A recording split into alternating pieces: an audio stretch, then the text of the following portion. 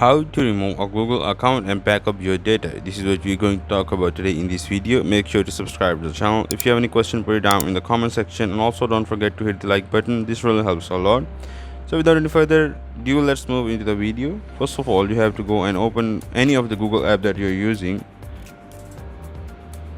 I am using Google email because it's easy. Now I have to go and click on my profile option, and down here I will have to go on manage your Google account.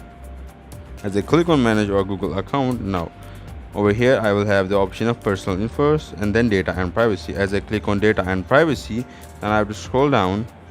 As I scroll down, I will be having an option of download your data. As I click on download your data, I will just download all of my data that is present on my Google account. As I download all of my data, then I have to scroll down, and over here I will have an option of delete your Google account. As I click on delete your Google account, it will ask for my verification, and then I will be able to delete my account.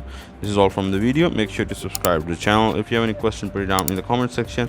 Also, don't forget to hit the like button. Thank you.